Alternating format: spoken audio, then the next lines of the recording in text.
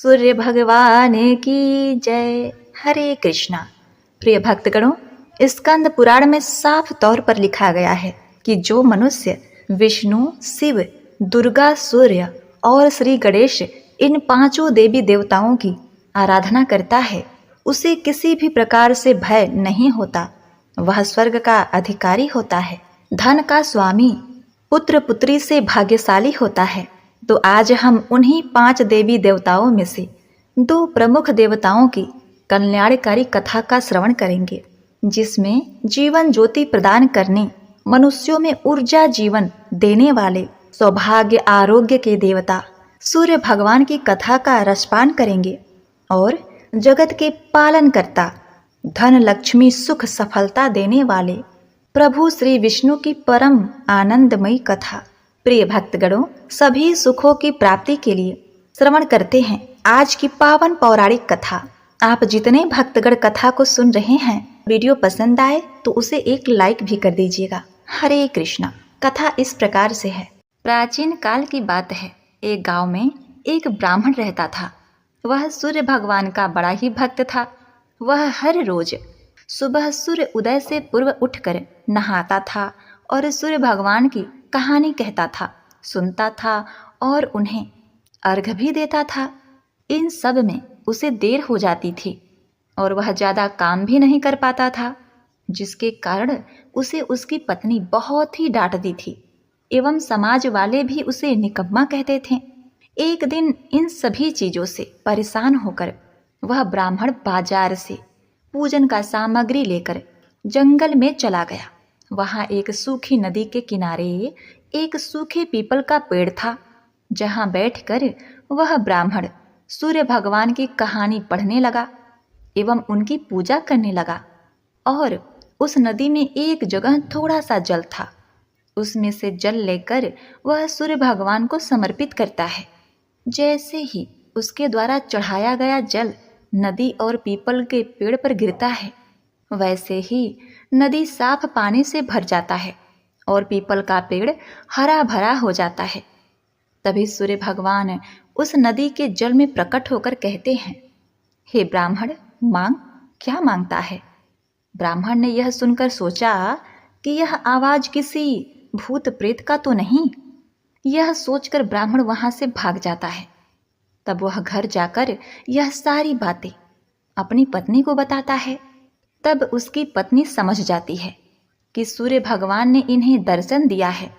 ब्राह्मण की पत्नी उसे समझाती है और कहती है, सूर्य भगवान आपसे प्रसन्न होकर आपको वरदान देना चाहते हैं, तभी तो वे प्रकट होकर तुमसे कुछ मांगने के लिए बोल रहे थे।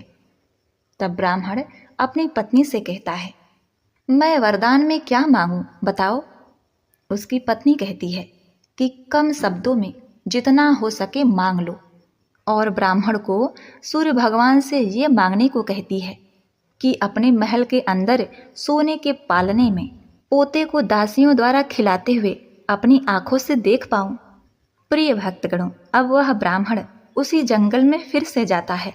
वह जंगल में जाता है और सूर्य भगवान की कहानी कहता है। तभी भगवान सूर्य फिर से प्रकट होकर ब्राह्मण से वरदान मांगने को कहते हैं। तब ब्राह्मण अपनी पत्नी द्वारा बताए गए शब्दों को सूर्य भगवान को कहता है, मेरे सोने के महल में, सोने के पालने में पर पोते को दासियों द्वारा खिलाते हुए देखूं। प्रिय भक्तगणों, ब्राह्मण की पत्नी द्वारा बताई गई बातों को सुनकर सूर्य भगवान कहते हैं, देखने में तो तू बड़ा भोला भाला लगता है, पर एक ही बार में सब कुछ मांग लिया। सूर्य भगवान ने कहा, जा, तेरी इच्छा पूर्ण होगी। ब्राह्मण जब जंगल से वापस अपने घर को आता है तो देखता है कि उसकी टूटी हुई झोपड़ी महल बन गई है और उस महल में दास दासियां आ रहे हैं, जा रहे हैं। ब्राह्मण पास में बैठी एक बूढ़ी मैया से पूछा, माँ, यहाँ तो मेरी झोपड़ी हुआ करती थी और यहाँ अचानक महल कहाँ से आ गया? प्रिय भक्तगणों, उसी समय महल की खिड़की से एक सुंदर सी महिला गहनों और सुंदर वस्त्रों से लदी हुई बाहर आई और ब्राह्मण से आकर बोली, अजी आओ, यह आपका ही घर है। सूर्य भगवान ने हमारी मनोकामना पूर्ण कर दी है। इतना धन देखकर ब्राह्मण ने उस महिला से कहा, इतना धन का हम क्या करेंगे? तब उसकी पत्नी ने कहा, धन से क्या नहीं होता, दान पुण्य यज्ञ होम करेंगे। फिर ब्राह्मण ने अपने धन का इस्तेमाल पूजा पाठ एवं पुण्य कार्यों में किया। अब सभी गांव वाले राजा के जगह उस ब्राह्मण का गुणगान करने लगे। राजा ने यह सब सुनकर ब्राह्मण को बुलवाया और पूछा, कल तक तो आपको खाने के लिए खाना भी नहीं था, आज यह धन कहाँ से आ गया? कहाँ से चोरी की और कहाँ से डाका डाला? ब्राह्मण ने कहा, यह सब तो सूर्य भगवान की कृपा और उनकी कहानी कहने सुनने का फल है। प्रिय भक्तगणों, उस राजा का भी कोई पुत्र नहीं था। उसने सूर्य भगवान की पूजा आराधना शुरू कर दी और उनकी कथा कहानी भी कहने लगा, सुनने लगा। और इस प्रकार सूर्य भगवान ने राजा को एक सुंदर सा पुत्र दिया और उसका परिवार सुख से भर गया। जय हो सूर्य भगवान। हे सूर्य भगवान, अपने सभी भक्तों का कल्याण करो भगवान। ओम नमो भगवते वासुदेवाय नमः। प्रिय भक्तगणों, अब आप श्रवण करेंगे सूर्य भगवान और बुढ़िया माई की कथा। एक बुढ़िया माई थी। उनका एक बहुत ही सरल सा नियम था। प्रतिदिन रविवार को सवेरे ही स्नान आदि करके पड़ोस की गाय के गोबर से घर को लीप कर फिर भोजन तैयार करके भगवान को भोग लगाया करती थी और फिर स्वयं भोजन करती थी। ऐसा व्रत करने से उनका घर धन्य धान और आनंद से पूर्ण था।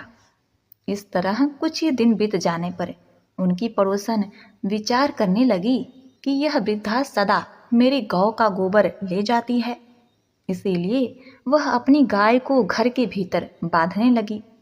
बुढ़िया माई को गोबर न मिलने से परिवार के दिन रविवार के दिन वह अपने घर को न लीप सकी, इसीलिए उसने न तो भोजन बनाया और न ही भगवान को भोग लगाया तथा स्वयं भी उसने भोजन नहीं किया।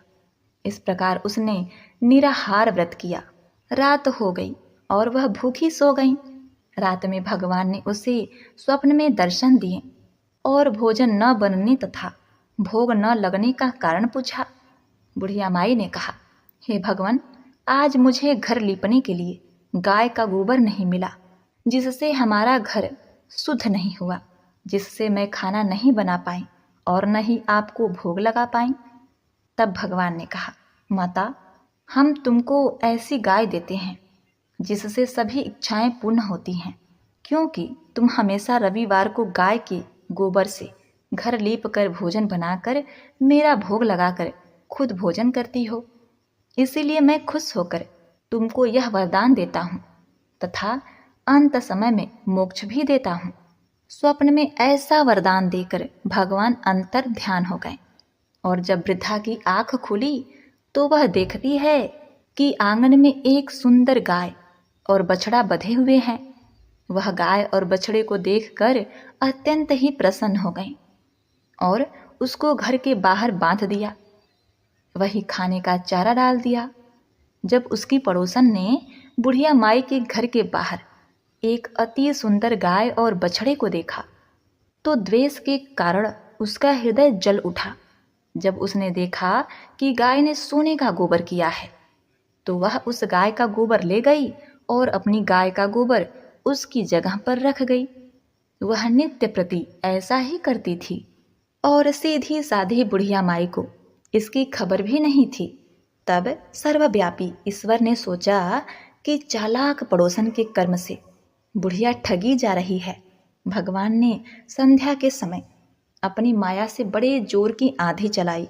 बुढ़िया माई ने अंधेरे के भय से अपनी गाय को घर के भीतर बांध दिया। प्रातः काल उठकर जब बुढ़िया माई ने देखा गाय ने सोने का गोबर किया है तो उनके आश्चर्य की सीमा न रही और वह प्रतिदिन गाय को घर के भीतर बांधने लगी। उधर पड़ोसन ने देखा कि बुढ़िया माई गौ को घर के भीतर बांधने लगी हैं और उनका सोने का गोबर उठाने का दाव नहीं चला तो वह ईर्ष्या से जल उठी।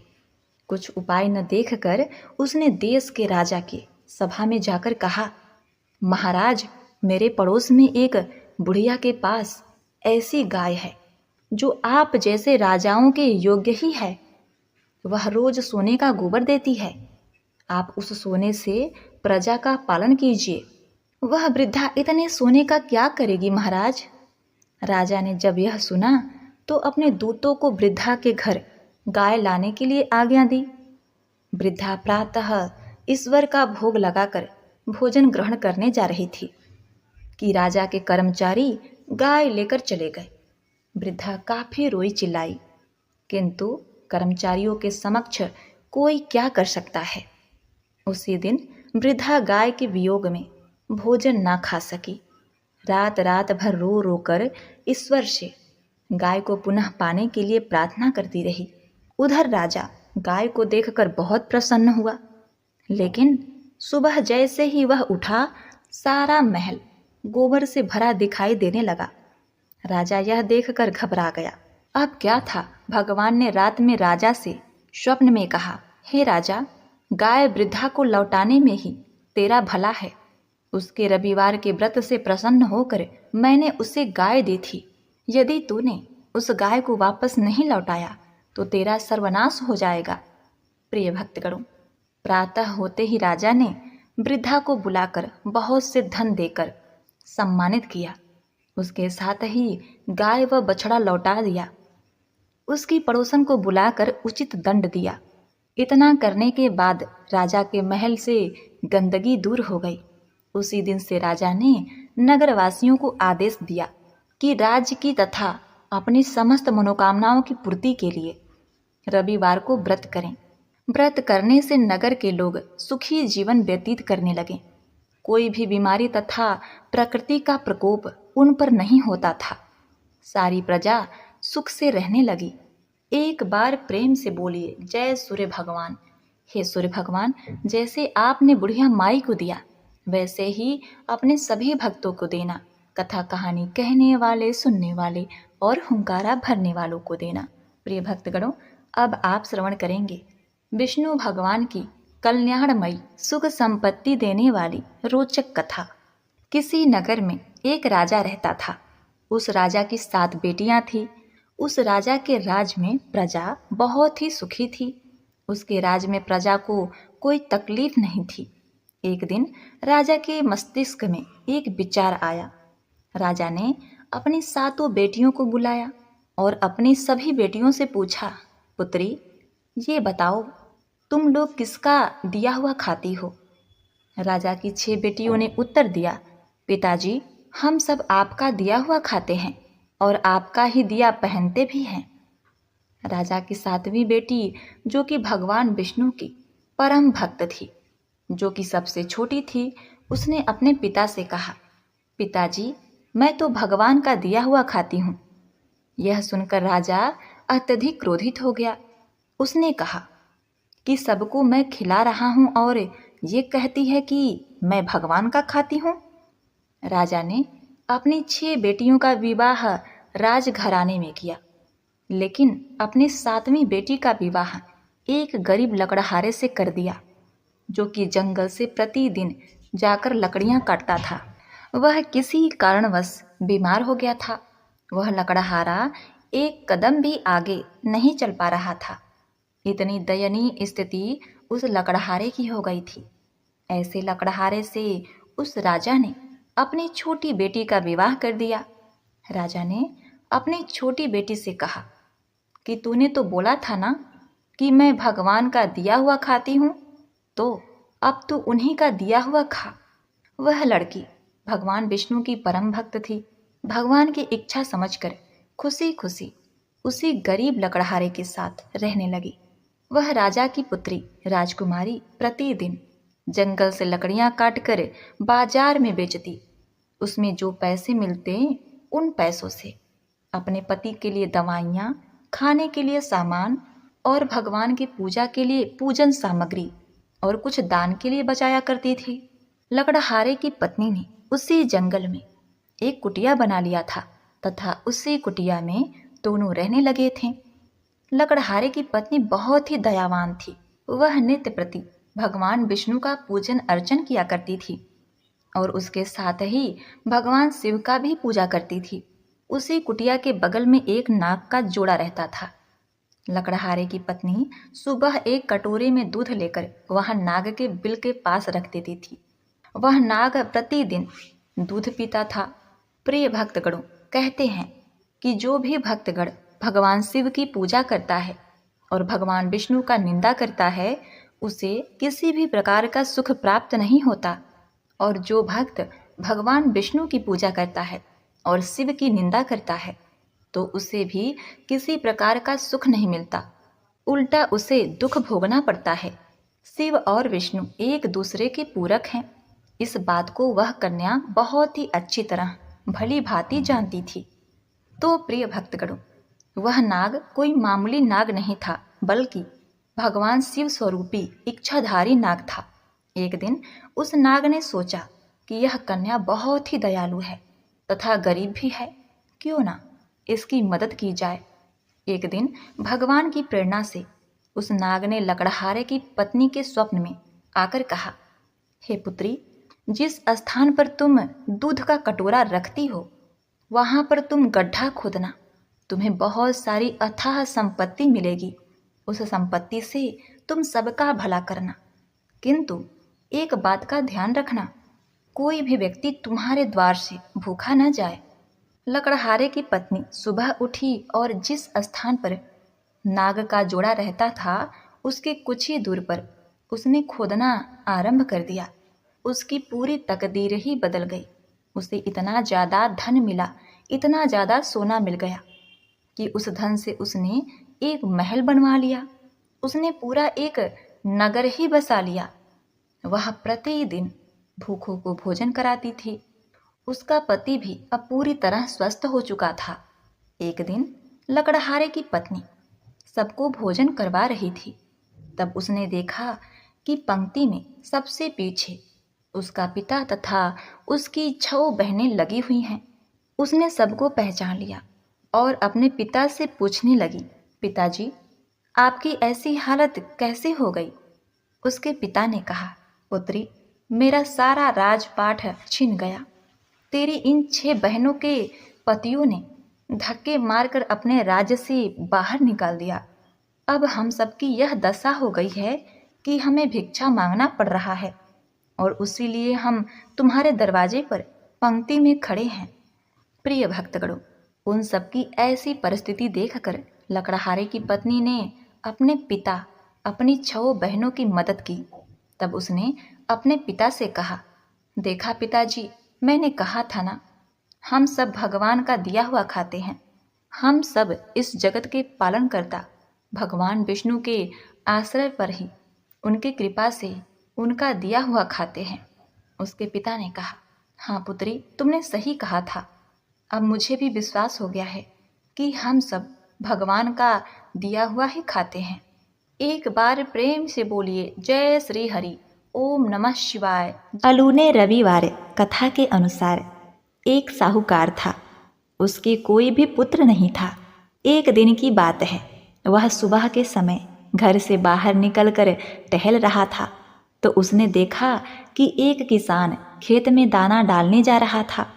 साहूकार को देखते ही वह वापस लौट गया और बोला, आज तो सगुन अच्छा नहीं है।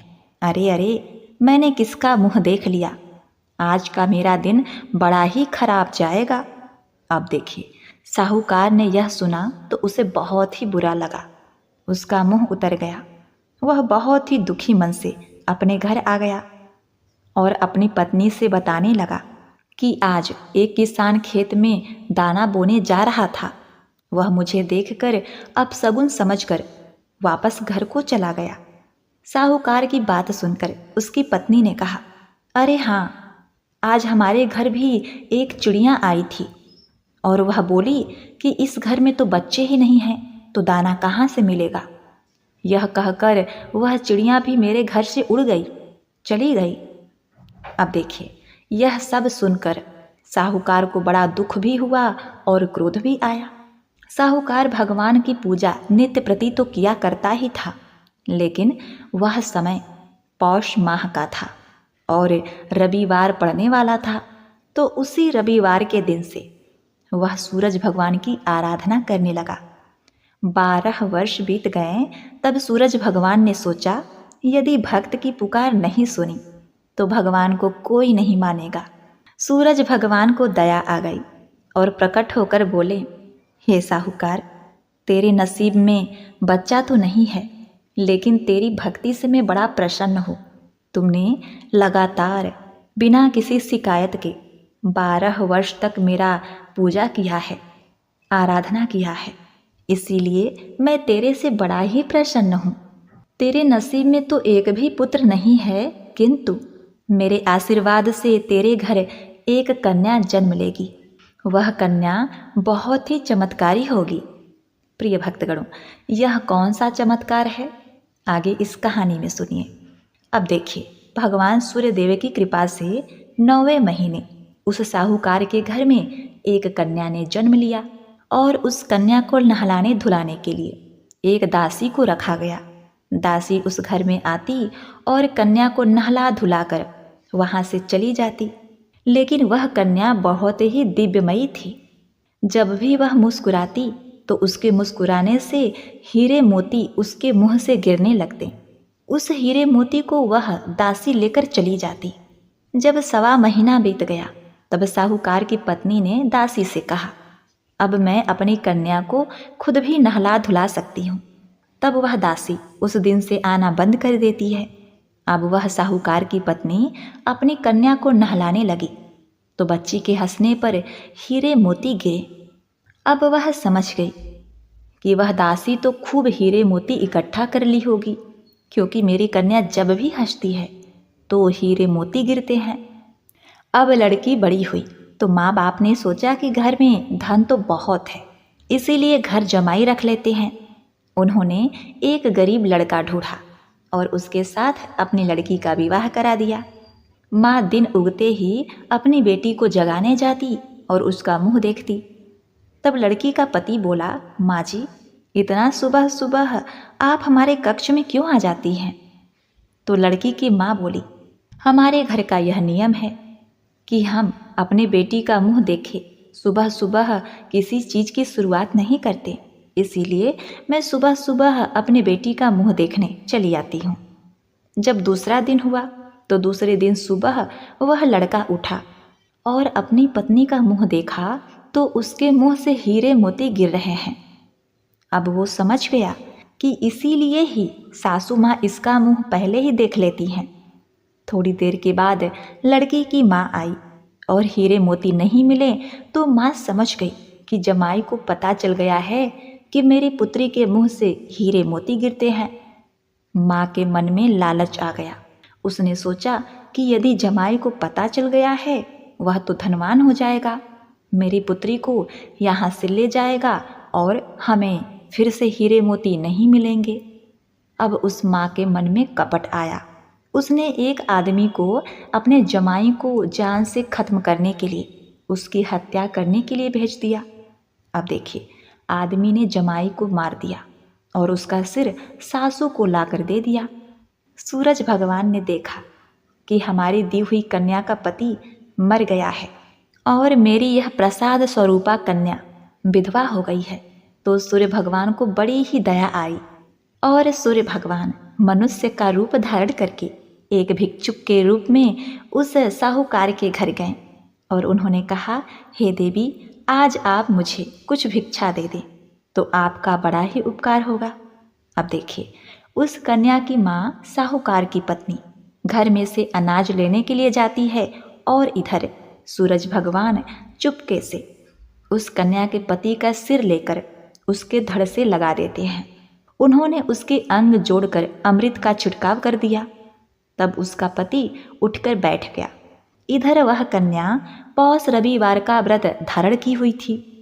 घर पहुंचकर उस कन्या ने देखा कि उसका पति देर शाम को घर आया है, तो उसने कहा, आपको पता है ना कि पौष रविवार व्रत का मेरा नियम है, दिन के अस्त होने के बाद मैं खाना नहीं खाती, तो फिर आप इतनी देर तक कहाँ गए थे? वो बोला, हे प्रिय, मुझे मारने के लिए तेरी माँ ने आदमी भेजा था। और वह सारी कहानी अपनी पत्नी को सुना देता है। तब बेटी बोली, अब हम यहाँ नहीं रहेंगे, जो मेरा सुहाग छीन ले वो किस काम का। बेटी अपने पति के साथ अलग घर में रहने लगी। उसके घर में सुख समृद्धि हो गई और माँ के घर में धीरे धीरे दरिद्रता आ गई। हे सूरज भगवान, जैसे आपने उस बेटी को प्रसन्न किया, उसका कल्याण किया, वैसे सबका उद्धार करना। जैसे माँ को दरिद्र बनाया, वैसा किसी को दरिद्र मत बनाना। इस कथा को सुनने वाले, कहने वाले तथा हुंकारा भरने वालों के ऊपर अपनी कृपा दृष्टि सदैव बनाए रखना। जय सूर्यदेव। ओम सूर्याय नमः।